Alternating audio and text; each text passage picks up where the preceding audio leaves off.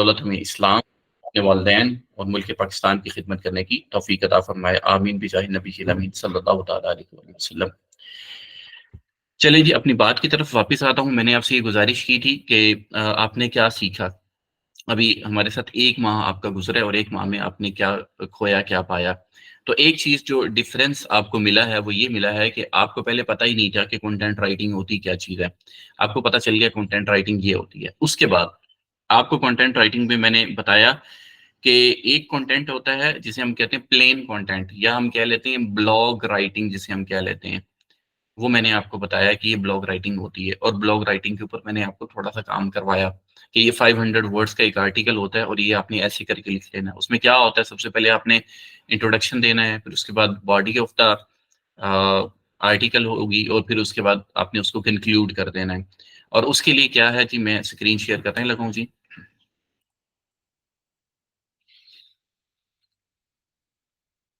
बताइएगा अगर screen share ना हो किसी के पास तो रिफ्रेश कर ले। मैंने अपनी तरफ से स्क्रीन शेयर कर दी है। हो गए सर। हो गई है सर जी? जी प्लीज़ बोलिए। जी सर, हो रही है। हो रही है स्क्रीन शेयर, ओके। तो मैंने आपको बताया था कि ब्लॉग पोस्ट का ये फॉर्मेट ये आगे जाके आया। पहले हमने इस चीज़ को पढ़ा था, ब्लॉग पोस्ट की आई थिंक सो ड्राफ्ट इसका तैयार करना पड़ा था, ये वाला याद होगा आप लोगों को। मैंने बताया था कि सबसे पहले हमारे पास क्या है, जब हम ब्लॉग पोस्ट एक लिख रहे होते हैं तो क्या होती है, सबसे पहले हमारे पास हेडलाइन होती है। उसके बाद हम सब हेडिंग को ये अगर देना चाहें तो वो दे सकते हैं। उसके बाद क्या कर सकते हैं, सेंटेंसेस हमारे शॉर्ट होने चाहिए। 20 वर्ड्स का, 40 वर्ड्स का आपका एक पैराग्राफ होना चाहिए। ज़्यादा से ज़्यादा आप इसको ले जाएँ तो 50 तक ले जाएँ। सेंटेंसेस स्टार्ट जब करने हैं तो इस किस्म के आपने वर्ड्स इस्तेमाल करने हैं। हाइपरलिंकिंग आपकी इस्तेमाल होनी चाहिए, ये मैंने आपको एक बात बताई थी। उसके बाद आपने ऑडियंस अपनी को ज़हन में रखते हुए अटेंशन गैम्बलिंग हेडलाइंस जो हैं वो आपने देनी है, ताकि जो है वो कोई भी बंदा चाहे वो स्टिकी हो जाए आपके उस आर्टिकल पे आए और फिर वहाँ से जाए नहीं कहीं पे भी। वर्ड्स आपके सिंपल होने चाहिए, जो आपने मैट्रिक तक या इंटरमीडिएट तक पढ़ा है, वो वाले वर्ड्स का चुनाव होना चाहिए। मतलब कि इंग्लिश आपकी मुश्किल नहीं होनी चाहिए बिल्कुल भी। हाँ, उसके अंदर बाद में आप ग्राफ़िक्स वगैरह ऐड कर सकते हैं, और फिर एंड पे आपने क्या काम करना है, उसको एक दफ़ा दोबारा रीड कर लेना है। ये मैंने आपको तरीकाकार बताया था, ठीक है? फिर मैंने आपको कहा था कि आपने क्या करना है, एक टाइटल लिख लेना है, उसके बाद इंट्रोडक्शन लिख लेना है, फिर उसके बाद आपने उसकी बॉडी देनी है, उसके बाद उसका कंक्लूजन दे देना है। और एंड पे ये ऑप्शनल है कि पर्सनल आपने एक लिंक देना है, जहाँ पे आपका कोई प्रोफाइल होगा। जब आपका बन जाएगा, जो लोग मतलब कामयाब होंगे इंशाल्लाह अज़्ज़ा वजल, उन लोगों को ये मिल जाएगा जो पर्सनल लिंक है। क्लियर होगी बात? और फिर मैंने कुछ चीज़ें बताई थी कि जो गूगल है वो क्या काम करता है। तो इस चीज़ को आपने सीखा यहाँ से। ये चीज़ें हमारी वाइंड अप हुई और फिर हम चले गए यहाँ पे लेक्चर नंबर 6 में जब हम पहुँचे, तो हमने क्या देखा कि एलएसआई का यूसेज भी मैंने बताया इंट्रोडक्शन के अंदर, कि इस तरह से हमने कीवर्ड लिया, फिर हमने हाइपरलिंक वगैरह, फिर कंटेंट की ग्रामर वगैरह, ग्रामरली से हम चेक कर सकते हैं। ये मैंने आपको तरीकाकार बताया, और मैंने आपको बताया कि इस तरह से करके आपने एक आर्टिकल लिखना है और आप लोगों ने वो असाइनमेंट बना ली। ये होगी एक चीज़ जो मैंने आपको बताई है। इसी ही लेसन के अंदर आपने देखा बिल्कुल एंड पे जाके मैंने एक चीज़ बताई थी, शायद आप लोगों को याद है या नहीं है। मैंने कहा था कि जब हम यूनिवर्सिटी की तरफ देखते हैं तो यूनिवर्सिटी में बहुत सारे स्टूडेंट्स होते हैं, और स्टूडेंट्स की भी बहुत सारे काम होते हैं जो हम ले सकते हैं। पाकिस्तान में बेशक हम नहीं कर सकते हैं, लेकिन फॉरेन कंट्रीज में जितने भी लोग जाते हैं, चाहे कोई बैरिस्टर भी बनने के लिए गया ना, यहाँ से वो एलएलएम करने के लिए जाता है, हमारे सर पे आके उसने नाचना है, यहाँ पे आके वापिस आके भाई मैं बैरिस्टर हूँ। लेकिन वो बैरिस्टर साहब भी जो हैं वो खुद भी असाइनमेंट्स जो करते हैं वो तो बहुत अच्छी बात है। जो नहीं करते हैं ना, वो लोग क्या करते हैं, यहाँ से जाते हैं सिर्फ इंग्लैंड में, उनका मकसद होता है इंग्लैंड में अपने वालिदैन का पैसा उजाड़ना। एक पहली जो उनका मकसद होता है, जो उनको समझ नहीं आ रही होती है कि इतने पैसे अगर हमारे पास इकट्ठे हो जाए हम क्या करेंगे, तो वो कहते हैं हम ये उसको उजाड़ देंगे। तो वहाँ पे जाके वो फीसें भारी देते हैं और वो वहाँ पे उजाड़ते हैं। फिर उनको एहसास होता है वहाँ पे जाके, यार ये तो मैंने बहुत बड़ा नुकसान कर लिया, तो क्यों ना मैं यहाँ कहीं किसी कैफ़े वगैरह पे काम कर लेता हूँ, कुछ पैसे तो मुझे मिल ही जाते हैं। तो वो जो कैफ़े पे उनको पैसे मिलते हैं वो कुछ यूँ से होते हैं कि मिनिमम जो है वो फॉर एग्ज़ाम्पल 13 पाउंड उसको मिलते हैं। अगर हम इसको कैलकुलेट करें ना कि 13 पाउंड कितने पैसे बनते हैं, तो हम इसको यूँ कर लेते हैं, पाउंड टू पीक्यूआर 352 क्या है? फॉर एग्ज़ाम्पल उसको मिलते हैं 13 पाउंड्स पर आवर, और वो अगर 8 घंटे काम करता है या 12 पाउंड मिलते हैं, तो तकरीबन उसको 100 पाउंड डेली मिलते हैं। तो इतने पैसे वो डेली अर्न कर रहा होता है वहां पे। तो जब उसको चस्का पड़ जाता है ना एक दफा पैसे कमाने का, तो फिर वो यूनिवर्सिटी की जो असाइनमेंट्स होती हैं उसके ऊपर खुद फोकस नहीं करता। वो कहता है कि भाईजान मैं डेली का 35 40 50 हजार रुपए कमा लेता हूँ, तो चलो घर वालों को तो 12 15 लाख रुपया भेजूं मैं, उसमें से कुछ उसने अपने अखराजात भी निकालने होते हैं, तो 5 4 लाख रुपए वो आराम से उनसे इंग्लैंड से यहाँ पे भेज लेता होता है। तो ये चीजें होती हैं जो इन्वॉल्व होती हैं इस चीज में। फिर वो क्या काम करता है, वो कहता है कि भाई मैंने अगर कोई असाइनमेंट करनी है ना, तो मैं 100 पाउंड दूंगा, 35 हजार रुपया दूंगा, अपनी असाइनमेंट करवा लूंगा पाकिस्तान से या किसी और मुल्क से। तो वहां पे लोग कर देते हैं। तो रेदर देन कि मैं ये जाया करूं, मतलब अपनी जॉब को क्विट करूं, जॉब चली जाएगी, तो मैं यूं कर लेता हूँ। अब उन लोगों ने असाइनमेंट्स बनवानी, सिर्फ पाकिस्तानी की बात नहीं है, जितने भी लोग जाते हैं उन लोगों का मकसद ही यही होता है। असल मकसद वो इंग्लैंड कोई हमारे से कोई अच्छा कंट्री नहीं है, मतलब कि अगर पाकिस्तान को देखा जाए तो यहाँ खुले डुल्ले हम रहते हैं, बिल्कुल कोई किसी किस्म का मसला नहीं होता है। तो वो इसलिए जा रहे होते हैं। तो अब वो क्या काम करते हैं, वो असाइनमेंट्स देते हैं, ये भी कंटेंट राइटिंग में आती है। जो असाइनमेंट वो वहां से पोस्ट करते हैं ना, वो क्या काम करते हैं, फाइवर पे जाते हैं, फाइवर पे जाके वो कहते हैं कि जी हमारी ये असाइनमेंट है, ये मेहरबानी फरमा के आप करके दे दें। ये भी असाइनमेंट है। फिर उसके बाद वहां पे रिसर्च वर्क होता है, वो भी असाइनमेंट होती है। तो जो जो जिस जिस बच्चे का यहाँ बैठे हुए का जो जो कैलिबर है, उसी उसी के अकॉर्डिंगली असाइनमेंट्स पे वर्क करना है, कंटेंट राइटिंग का काम करना है। कुछ लोग होंगे जो डायरेक्टली काम करेंगे। मैंने उस दिन आपको शायद दिखाया था, आपको याद हो, मैंने बताया था कि अगर हम फाइवर पे जाते हैं तो फाइवर पे होते हैं ब्लॉग पोस्ट।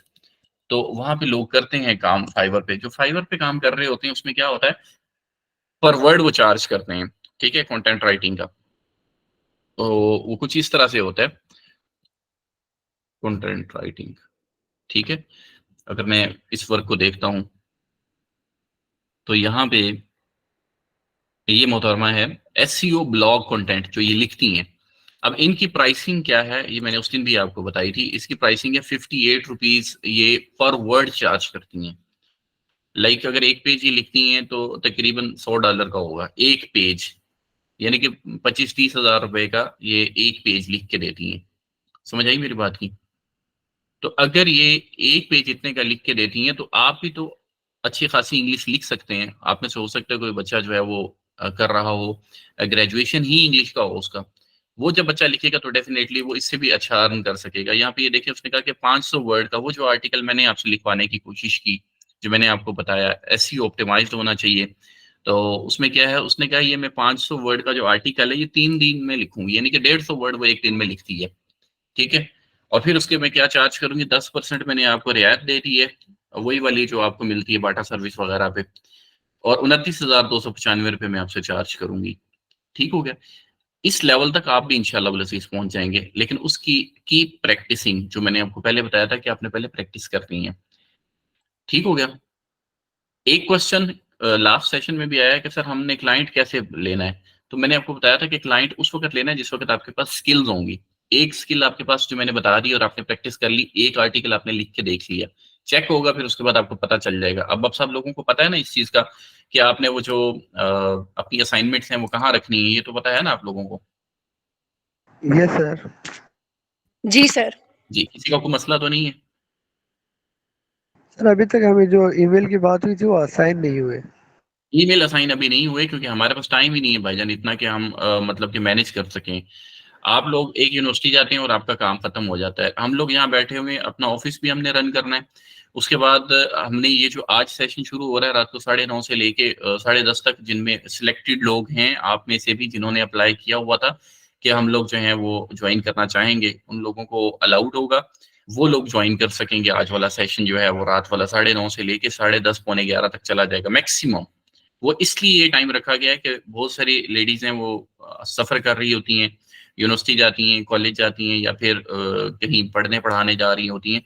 और बॉयज भी जो हैं वो भी कोई घर के कामकाज कर रहे होते हैं, तो उस वक्त तो सारे ही स्पेयर होते हैं। एक क्वेश्चन आया था कि सर उस वक्त तक तो तरावी खत्म नहीं होती है, तो भाईजान आप खुद भी कुरान पढ़ना जानते हैं, खुद भी कुरान पढ़ सकते हैं बैठ के आराम सुकून से। अगर आप आ जाते हैं 9:15 तक, आप आके ये कर रहे हैं और उसके बाद खुद भी तरावी घर में भी पढ़ सकते हैं। तो आप जरूर इसको ज्वाइन कीजिएगा। तो सिर्फ इसके लिए कैपेबल वही बंदा है जिस बंदे ने इंटरमीडिएट से ज्यादा एजुकेशन गेन की हुई है, ये मैंने आपको बताई थी बात, ठीक है।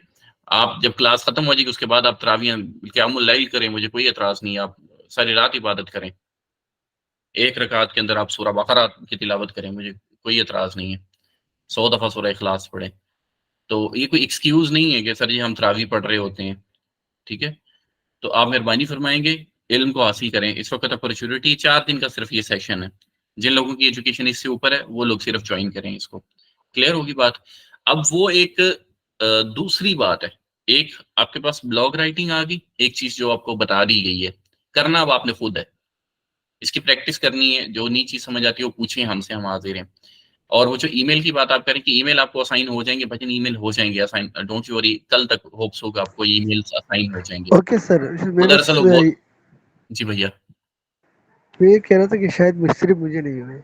नहीं नहीं नहीं नहीं, वो ग्रुप में ही आपको पता चल जाएगा ओके सर, ओके। इंशाल्लाह। जी जी। वो असल में इस तरह से कि बॉयज में से मैंने वो मैसेज भी किया हुआ था, आपने सुन लिया होगा शायद, कि वो माशाल्लाह से डेटा ही उड़ा दिया हुआ था। अभी बाकी लोगों ने डेटा देना है तो फिर उसके बाद वो सारा कुछ क्लियर होगा इंशाल्लाह। अभी तक वो पेंडिंग जा रहा है बॉयज की तरफ से।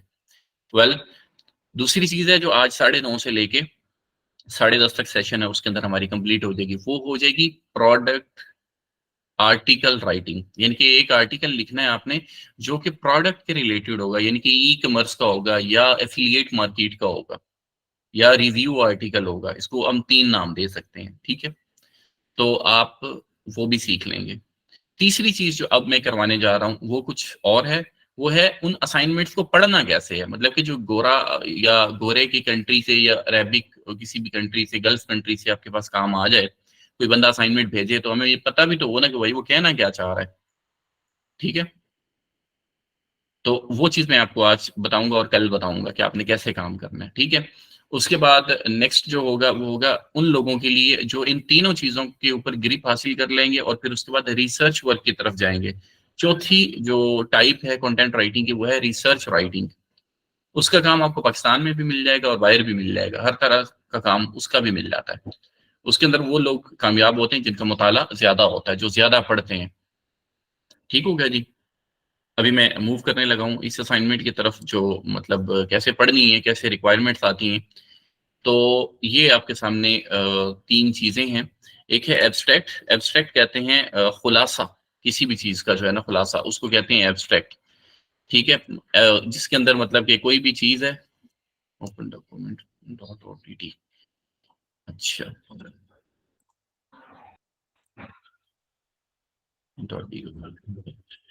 तो खुलासा होता है किसी भी चीज का। तो खुलासा ये है कि किसी बंदे ने कोई रिसर्च वर्क करना है, और वो रिसर्च वर्क क्या है, वो एयरलाइन इंडस्ट्री पे है उसका। उसको क्या चीज चाहिए, ये एब्स्ट्रैक्ट है जो कि उसने बता दिया हमें। इसके ऊपर उसको असाइनमेंट एक रिक्वायर्ड है। मैंने इसको पढ़ा और पढ़ने के बाद अब आप लोगों के साथ जो है मैं शेयर करने वाला हूँ। क्या है जी, उसने कहा airline industry is an essential component of the world transportation facilitation blah blah blah, जो भी उसने बताया यहाँ तक उसने दी है इन्फॉर्मेशन, ठीक है।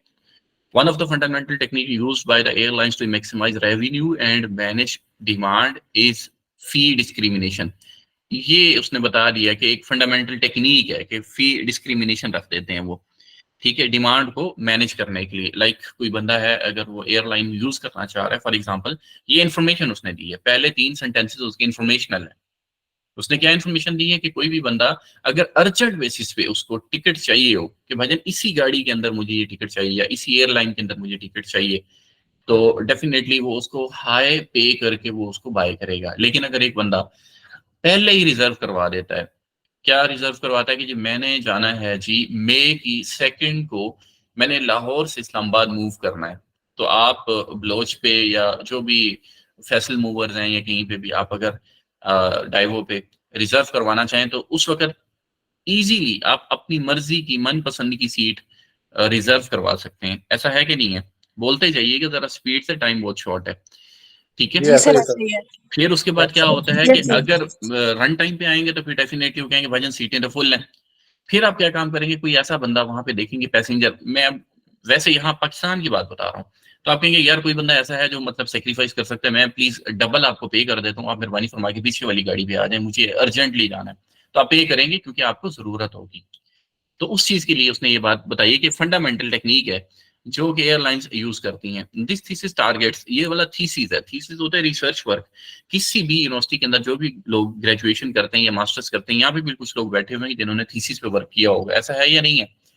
Target to explore the extent to which price discrimination practices differ among Europe and the United States.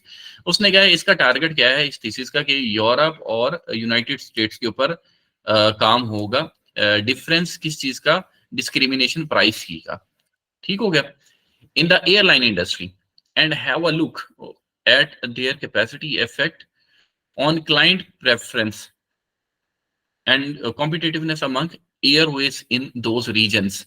In regions के अंदर जो काम होगा, क्लाइंट की प्रेफरेंस क्या चीज होती है ये मैं देखूंगा इसके अंदर, और जो है इसके अंदर कॉम्पिटिटिवनेस जो है उसको भी मैं देखूंगा, या फिर कैपेसिटी इफेक्ट देखूंगा कि किस बंदे की क्या कैपेसिटी है, वो क्या बाय कर सकता है क्या नहीं कर सकता, ये चीज को मैं देखूंगा। ये है जी एब्स्ट्रैक्ट खुलासा। जैसे शायद आपको पता हुआ एक नज़म पोइम होती थी, फिर उसका वो एक स्टेंजा होता था, फिर उसके बाद उसको हम एक्सप्लेन किया करते थे, या फिर आपने शेर पढ़ा फिर उसको नसर बनाई, फिर नसर बनाने के बाद फिर उसकी तशरीह हुआ करती थी, याद है शायद आप लोगों को? Yes yes sir. सर। ये हो गया जी सर। थीसिस का, उसने बता दिया। प्रपोजल होता है एक, प्रपोजल आप लोगों को पता है ना प्रपोजल क्या होता है, सब लोगों को ही पता है, मैं रियल लाइफ में उसकी एग्जांपल दे देता हूँ। वो जो शादी होती है हमारे यहाँ, फॉर एग्जाम्पल मैं अपना प्रपोजल भेजता हूँ कहीं पे भी, तो वो प्रपोजल क्या होगा, मैं मोहतरमा कोई मुझे लगता है कि ये एजुकेटेड है तो, या मेरे लेवल की है कोई, तो मैं अपनी अम्मी को या अपने भाई को, अब्बू को, जिसको भी भेजूंगा, भाई ये प्रपोजल है रिजवान की तरफ से, जो भी लेडी है उनका नाम है जी एक्स वाई जी, कोई भी नेम है, तो मेरी मदर उनको जाके क्या बताएंगी कि जी मेरा बेटा पढ़ा लिखा है, आपकी बेटी पढ़ी लिखी है। ये दोनों चीजें क्या है जी, ये फैक्ट्स हैं, ठीक है। उसके बाद हमने ये देखा क्या कि जब दो लोग पढ़े लिखे आपस में शादी करते हैं तो फिर क्या होता है, क्योंकि वो पढ़े लिखे होते हैं, उनको जमाने की सूझबूझ ज्यादा होती है, तो उनके जो लड़ाइयाँ झगड़ों वाले मामला होते हैं वो कम होते हैं। जैसा कि देखें जी, फरहान की और जवेरिया की शादी हुई थी, वो हमारे जो गली के वो उस कॉर्नर पे रहते हैं, तो वो दोनों पढ़े लिखे थे माशाल्लाह से, अब वो कितने अच्छी हंसी खुशी वो जिंदगी गुजार रहे हैं। तो पढ़े लिखे लोगों को पढ़े लिखे लोगों में शादी करी, ये वो ना अपनी बात को इलेबोरेट करी मेरी मदर वहां पे जाके, उनके घर में जाके। अच्छा, अगली बात वो क्या करेंगी, वो कहेंगे देखिए जी अब उनके बच्चे हैं, वो माशाल्लाह वो भी अर्न करती है, वो भी अर्न करता है, तो वो इस पोजीशन पे हैं कि उनके बच्चे अच्छे स्कूल में पढ़ रहे हैं। फरहान और जवेरिया की बात हो रही है, ये मैंने मतलब नेम ए और बी लिया हुआ है, फर्जी नेम है, ठीक है। अब इसी तरह से अगर रिजवान की और एक्स वाई जी की अगर शादी हो जाती तो डेफिनेटली ये दोनों पढ़े लिखे हैं, तो इनके बच्चे भी अच्छे स्कूलों में पढ़ेंगे, ठीक है। ये है एक प्रपोजल। अब जब प्रपोजल दे दिया और अप्रूव किसने करना है, उन पेरेंट्स ने करना है। सेम हियर जो थीसिस होता है, रिसर्च प्रपोजल होता है, उसका जो एब्स्ट्रैक्ट होता है वो दिया जाता है किसको, अपने प्रोफेसर को। प्रोफेसर उसको समझता है। फैसलाबाद में एक रिसर्च वर्क हुआ है, एक बंदे ने प्रपोजल दिया था कि भाई ये जो पौधे होते हैं ना, जैसे हम अपने वर्ड्स अटर आउट करते हैं, लाइक मैं जब अपने अल्फाज बोलता हूँ तो मैं एक दुआ करता होता हूँ, आप लोगों ने सुनी भी है, और बिशरह ली सदरी व यस्सिर ली अमरी वाहलुल उक़दतम मिन लिसानी यफ़क़हू क़ौली। इसका तर्जुमा आप लोगों को पता ही है कि अल्लाह मेरा सीना खोल दे, मेरी जुबान की गिरा खोल दे, लोग जो मेरी बात को नहीं समझ सकते वो मेरी बात को समझ सकें, ठीक है। ये मैं मुख्तसरन आपको बताया, इसका मफहूम समझाया मैंने आपको, लफ्ज़ी तर्जुमा नहीं बताया। इसी तरह से जो मेरी बात होती आप लोग समझते हैं। सेम हियर एक बच्चे ने ये प्रपोजल दिया, अयूब रिसर्च फैसलाबाद का है, उसने प्रपोजल ये दिया कि सर अगर हम अपने लफ्ज जो हम बोलते हैं ना, हम इसके असरात देखते हैं। मिसाल के तौर पे मैं अगर अपने दोस्त को, अपने भाई को, अपने क्लास फेलो को अच्छे अल्फाज में याद करूंगा तो वो मुझे रात को सोने तक याद रखेगा। अगर मैं उसको बुरे अल्फाज में याद रखूंगा तो वो मेरे से दूर होगा। अल्फाज असर रखते हैं, तासीर रखते हैं। Got it. अब क्या है जी, उसने प्रपोजल ये दिया था, उसने कहा था कि जो हम बोलते हैं ना, इसका असर होता है पौधों पे। ये उसने फैसलाबाद की बात है, पाकिस्तान की बात कर रहा हूं मैं। तो क्यों ना ऐसा किया जाए, हम एक ऐसी रिसर्च करते हैं जिसमें गंदुम को हम सुनाते हैं गालियां, गंदुम को हम सुनाते हैं अच्छी बातें, गंदुम को हम इनकरेज करते हैं, like you people are my family. मैंने शुरू दिन से एक बात कही है, ये मेरा जुमला जो है ना, ये है बिल्कुल यूजलेस सा, लेकिन ये जुमला जब आप सुनते हैं ना मेरी तरफ से, तो आप कहते हैं यार इतना बंदा सीनियर है और मुझे कह रहा है कि मैं फैमिली हूँ, मुझे आप किसी भी वक्त पिंग कर सकते हैं। तो आप इस जुमले से एनर्जी लेते हैं, आपको एनर्जी मिलती है कि जी सर ने जो बात की है बिल्कुल हम एक feel free to ask any question, ये वाली बात आ जाती है। तो ये असर रखता है जुमला। फिर मैं कहता हूँ yes you can do it, जैसे कि अभी यहाँ पे एक मोहतरमा थी उन्होंने बताया, तो बिल्कुल आप कर सकते हैं। मैंने ये भी बात बताई कि वो लोग जो काम कर रहे हैं, जो इतने पैसे अर्न कर रहे हैं, वो हमारे से ज्यादा ना खूबसूरत है ना ज्यादा खाना खाते हैं। हम ज्यादा खाना खाते हैं, ज्यादा खूबसूरत है उन लोगों से, ठीक है। हमारा दिल कुशादा है क्योंकि हम मुस्लिम कम्युनिटी से भी हैं। तो ये बात भी आपको प्लस पॉइंट मिला, इनकरेज किया। वरना कुछ ऐसे टीचर्स भी होते हैं जो कहते हैं नहीं बेटे तू नहीं कामयाब हो सकता, तेरे लिए वो एक वर्कशॉप मैंने ढूंढी है, तेरे अब्बे से करता हूँ बात, तेरे अब्बा जी को कहता हूँ कि उसको वहां पे छोड़े। वो डिस्करेज कर रहे होते हैं। तो ये जुमले असर रखते हैं। तो ये वाली बात को उसने बेस बना के उस बंदे ने प्रपोजल दिया अपने प्रोफेसर को कि प्रोफेसर साहब इस तरह से है कि हम गंदम को गालियां, बुरी बातें, ताने, जैसे कि हमारे घरों में भी समटाइम होता है, देखिया ऑनलाइन काम फलाने बंदे ਨੂੰ देखिया ਸੀ ਏਦਾਂ ਹੀ ਹੁੰਦਾ, कुछ नहीं होना है, कुछ नहीं है। अब ये चीजें जो है ना वो डिस्ट्रक्टिव हुई ये वर्ड्स। इसी तरह से फिर कुरान करीम चूंकि सकीना तारी होता है कल पे, तो ये उसने कुछ इस किस्म का प्रपोजल दिया। और फिर ऐसा हुआ जब उन्होंने इसका प्रैक्टिकल किया, तो जिस खेत के ऊपर उन्होंने कुरान करीम की तिलावत लगाई थी, मतलब स्पीकर लगा दी उन्होंने और डेली आके उसको तिलावत सुनाते थे, उस खेत को, गंदम को, पाकिस्तान की बात है, रिसर्च वर्क मौजूद है यूट्यूब पे, आप सर्च कर सकते हैं। तो क्या हुआ वहां से 90 मन फी एकड़ पैदावार उन्होंने हासिल की है। और जहां पे वो कोसने होते हैं ना, जो कर्स करना किसी भी चीज को, वो था एक खेत को, वहां 17 मन फी एकड़ उन्होंने गंदम वहां से उठाई है। समझ आई कुछ बात की? जी सर। ठीक हो गया। तो यस आप सर। ये वाले जो प्रपोजल होता है, प्रपोजल से अगला बंदा अगर एग्री करता है, उसको काम करते हैं, तो वो कहीं ना कहीं इम्प्लीमेंट भी हो सकता होता है। ठीक है। तो ये इस बंदे ने जो थीसिस का प्रपोजल दिया, इसका टारगेट क्या था? एक्सप्लोर करेगा the extent to which price discrimination practices differ among Europe and United States. अब यूरोप को और यूनाइटेड स्टेट्स को उसने, इन दोनों रीजन्स को उसने स्टडी करना है। ठीक हो गया जी। The introduction presents a complete background. जो इंट्रोडक्शन होगा उसके अंदर क्या है, या है उसके अंदर मुकम्मल बैकग्राउंड है on the importance of airline industry. Industry जो है एयरलाइन की, उसके ऊपर in the context of world transportation and economic improvement, कि इकोनॉमिक इंप्रूवमेंट कैसे आ सकती है जब वर्ल्ड ट्रांसपोर्टेशन होती है। आपको भी पता है कि आपने नाम सुना होगा, फिनलैंड का नाम सुना होगा आपने, फ्रांस का नाम सुना होगा आपने, थाईलैंड का नाम सुना होगा, या फिर आपने दुबई का नाम अक्सर सुना होगा। दुबई में लोग, यहाँ पे जो पाकिस्तान की एलीट क्लास है, वो यहाँ से दुबई शॉपिंग करने जाती है। आप इस चीज को पता नहीं बिलीव करेंगे या नहीं करेंगे, लेकिन ये जेन्युइन बात है। यहाँ से लोग जाते हैं, शाम को उनका दिल चाहता है कि जी हमने शॉपिंग करने जाना है, तो वो अपनी फैमिली को लेते हैं और दुबई शॉपिंग करते हैं। रात वहां स्टे करना है करें, नहीं तो वो अगले दिन या 2-4 घंटे की शॉपिंग करके वापस आ जाते हैं। जैसे यहाँ से हम लोग हैं ना, हमारे लिए लाहौर एक बड़ी मार्केट है, हम लाहौर चले जाते हैं शॉपिंग करने के लिए। तो अगर कुछ स्पेसिफिक चीजें लेनी है तो हम कराची मूव कर जाते हैं। सेम हियर लोग जो है वो वहां पे जाते हैं।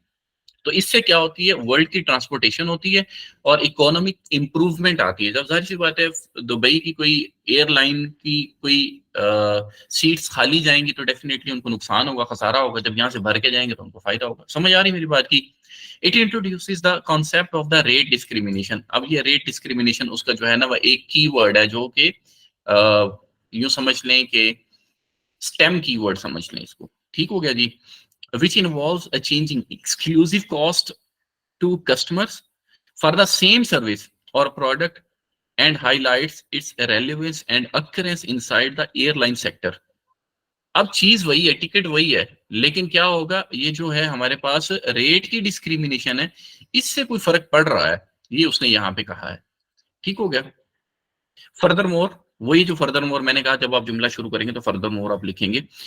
It outlines the differences in a regulatory framework and market system between Europe and United States, setting the stage for the research question and objective of the study। अब यहाँ पे कोई रिसर्च क्वेश्चन भी होगा, ये इसने बताया, और कोई ऑब्जेक्टिव भी है स्टडी का, ये भी उसने बता दिया हमें। ठीक हो गया। अब ये 2 पैराग्राफ्स पढ़े हैं, तो इसमें हमें क्या चीज, हम इसका खुलासा कर सकते हैं कि एक तो ये है कि थीसिस होगा और यूरोप और यूनाइटेड स्टेट्स के ऊपर ये काम करेगा। और इसके अंदर क्या चीजें हैं जी, प्राइस डिस्क्रिमिनेशन के ऊपर इसने काम करना है। ठीक है। कैपेसिटी इफेक्ट देखेगा, क्लाइंट की प्रेफरेंस देखेगा। ये है जी इसका टॉपिक। एक तो वो है टॉपिक जो मैंने आपको ब्लॉग का बताया कि एक टॉपिक दे दिया जाएगा, उसके ऊपर आप काम करेंगे, और एक ये वाला तरीका भी है। इस तरह भी असाइनमेंट आपको मिलेगी। ठीक होगी सर जी ये प्लीज। क्लाइंट देगा हमें? जी क्लाइंट देगा, ये चीज क्लाइंट ने हमें देनी है, सारी की सारी डिटेल्स। Okay sir. ठीक है। फिर उसके बाद उसने बताना है कि इंट्रोडक्शन के अंदर क्या होगा, मतलब कि उसने पूरा थीसिस जो है उसके अंदर कुछ चीजें होती हैं। वो क्या चीजें होती हैं पूरी थीसिस के अंदर? हमारे पास सबसे पहले होता है एब्स्ट्रैक्ट। मैं यहाँ पे आपको बता देता हूँ। कोई भी थीसिस टाइप जो होती है ना असाइनमेंट, उसके अंदर क्या होता है? एब्स्ट्रैक्ट। उसके बाद हमारे पास होता है इंट्रोडक्शन। फिर उसके बाद हमारे पास होता है लिटरेचर रिव्यू।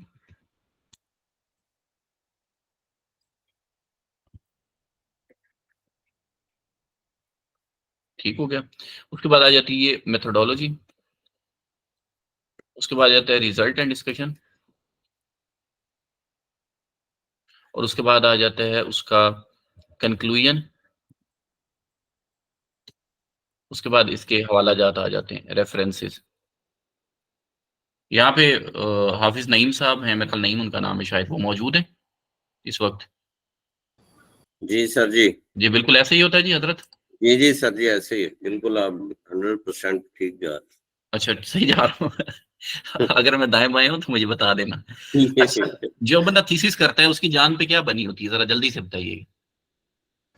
सर जी, ना दिन को सुकून ना रात को सुकून। रात को तो नींद आती नहीं, अच्छा। बस एक एक वर्ड को नाप तोल पे फिर वजन करके रखना पड़ता है। ठीक है। और जो प्रोफेसर होता है वो क्या काम करता है? जब कॉमे की गलती आती है तो उठा के मारता है, ये पकड़ो और जाओ, उठा निकल जाओ के यहाँ से। मारते हैं, ऊपर से अच्छी खासी क्लास लगती है। हाँ जी। लेकिन मैंने आज तक किसी भी अपने बच्चे को ऐसा नहीं किया, ये मेरा एक रिकॉर्ड रहा है। एक पैरे को भी कई की मरतबा चेक करवाना पड़ता है, इस हद तक। हाँ मुझे अच्छी तरह से याद है कि ये बिल्कुल ऐसा ही होता है। जब रिसर्च वर्क लोग करते हैं ना तो उनकी ना जान लबों पे आई होती है, क्योंकि अगर आप थीसिस में रुक गए तो आपकी पूरी डिग्री जाया।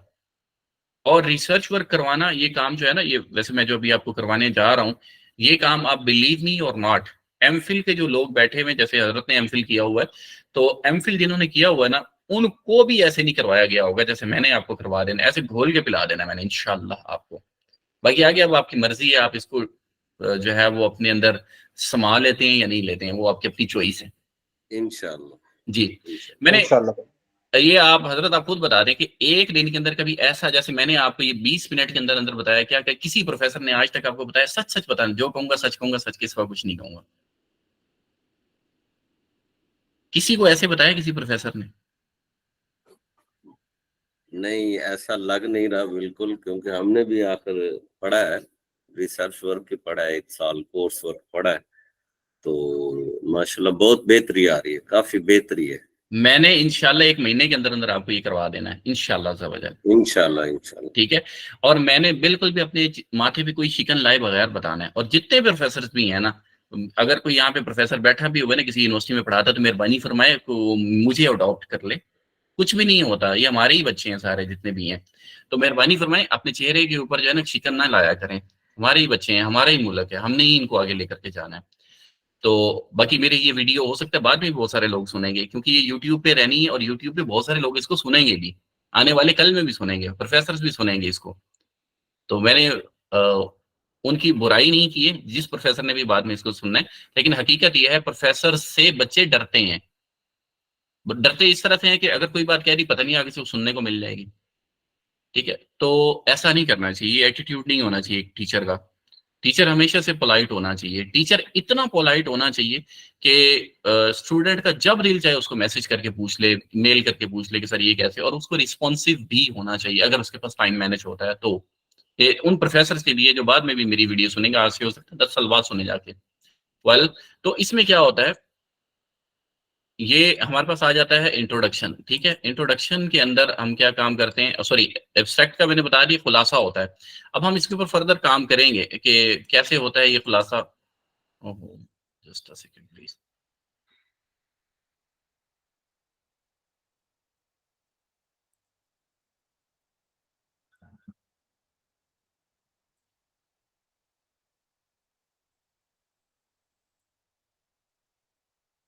अच्छा, यूं नहीं मानेगा ये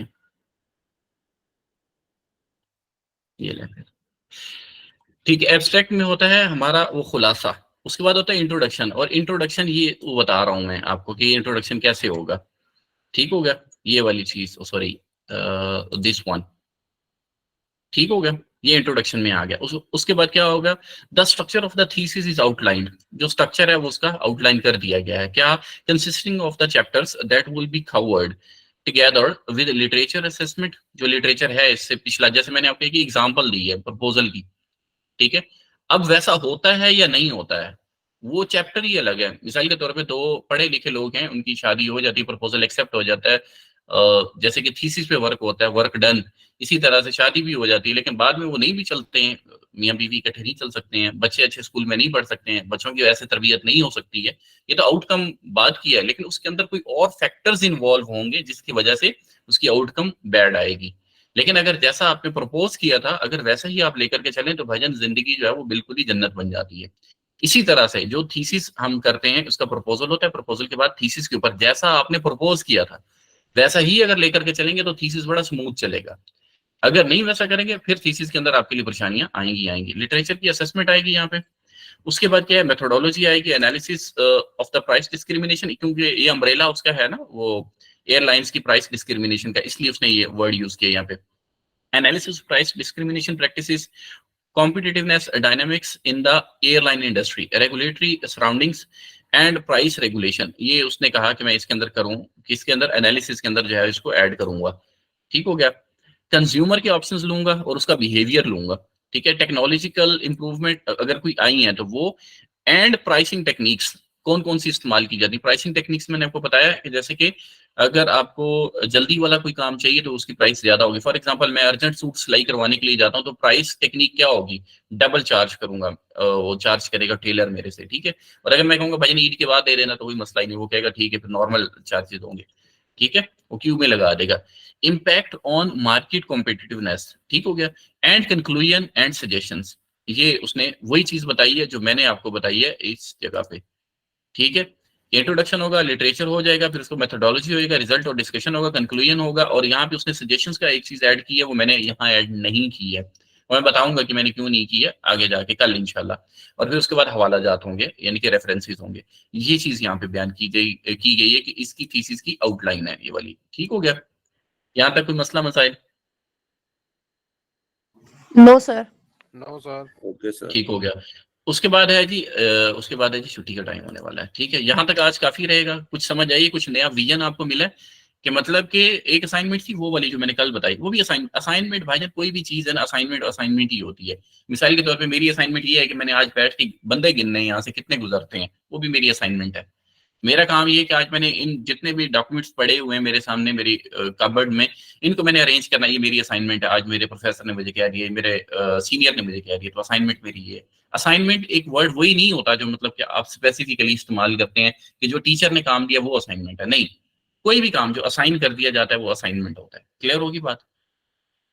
चाहे वो थीसिस आ जाए, चाहे आपके पास ब्लॉग आ जाए, चाहे आपके पास कोई कंटेंट राइटिंग का आर्टिकल आ जाए, चाहे कोई प्रोडक्ट आ जाती है, चाहे आपने डेटा ग्रैब करना है, कोई आपको कीवर्ड हंटिंग का काम दे दिया जाता है, तो वो भी आपकी असाइनमेंट है। आपकी असाइनमेंट है आज आपने कीवर्ड हंटिंग करनी है, आपकी असाइनमेंट है आज आपने टेम्पलेट डिजाइन करना है, आपकी असाइनमेंट है आपने 10 जो है आर्टिकल्स उनको पब्लिश करना है, आपकी असाइनमेंट है आप लोगों ने क्या काम करना है, बैकलिंक्स निकालने। तो असाइनमेंट ही होती है सारी की सारी। क्लियर होगी बात? ये एक दूसरी टाइप की मैंने आपको कंटेंट राइटिंग, तीसरी टाइप की, सॉरी, ये मैं आपको करवाने जा रहा हूँ। दूसरी टाइप की जो है वो उन लोगों के लिए जो इंटरमीडिएट से ऊपर है ये भी वैसे थोड़ा सा सीनियर लोगों के लिए ही है, लेकिन आप लोग कम से कम कुछ ना कुछ समझ तो सकते हैं, तो चीजों को समझें जरूर, क्लाइंट को समझिए आप। क्लियर होगी बात यहाँ तक? कोई क्वेश्चन यहाँ तक है तो वो मेरे से पूछ लें, अदरवाइज 1-2 मिनट के अंदर मैंने इस सेशन को वाइंड अप कर देना है और नेक्स्ट हम कल करेंगे इंशाल्लाह। जी प्लीज, कोई question? No sir, no question. ठीक हो गया। और ये स्टेप्स हैं इसके, ये ज़हन में रखने हैं आपने। ठीक हो गया? Sure sir. हाँ जी, चाहे आप जी एक हम ऐड करते हैं रिसर्च गैप, आई थिंक। जी जी करते हैं। वो इंट्रोडक्शन का हिस्सा है, इंट्रोडक्शन का हिस्सा होता है वो, मतलब इंट्रोडक्शन के अंदर होता है वो। जब इंट्रोडक्शन के ऊपर फर्दर काम करेंगे। किसने बोला, किसने था ये रिसर्च गैप का? मारिया शाद। मारिया शाद। अच्छा, वो रिसर्च गैप होता क्या है? रिसर्च गैप ये होता है कि पहले किसी बंदे ने कोई रिसर्च की थी और उसने कोई कमी छोड़ दी थी। और वो वाली Yes, चीज sir. हमने अब पूरी करनी है, that is called research gap. मैं वही वाली एग्जांपल जो मैंने आपको पहले बताई है कि 2 लोगों की शादी हुई है और हमने देखा कि वो पढ़े लिखे भी हैं, फैमिली भी अच्छी है, सब कुछ है, लेकिन एक चीज मैंने ऑब्जर्व की है कि काश कि ये चीज भी कर लेते ना, तो ये घर जो है वो स्वर्ग बन जाता। ठीक है, तो वो जो चीज थी वो थी रिसर्च गैप। अगर वो चीज हम कर लेंगे तो डेफिनेटली वो चीज जो है वो कवर हो जाएगी, उसको कहते हैं रिसर्च गैप। वो इसका हिस्सा तो होता है सर इंट्रोडक्शन का। रिसर्च गैप को फाइंड आउट करने के लिए हमें उस टॉपिक पे ऑलरेडी जो रिसर्च हो चुकी है जितनी भी वो सारी रीड आउट करनी पड़ती है। जी बिल्कुल, जिसको लेकर के आपने आगे चलना है ना उसको आपको पढ़ना होगा। जी तंजीला प्लीज बोलिए। सर मुझे एक चीज़ पूछनी थी कि स्टार्ट में एक और सर थे, उन्होंने कहा था कि अटेंडेंस का कोई इशू नहीं होगा, फिर आपने भी कहा था कि किसी की वजह से आप लोग के क्लास मिस हो जाती है तो इतना आपने कहा था लेनी है, लेकिन अगर किसी वजह से मिस हो जाती है तो ठीक है, आप यूट्यूब पे आपका लिंक होगा, आप वहाँ से कर लो। पर अब जब मैंने ग्रुप पे वॉइस वगैरह देखे उसमें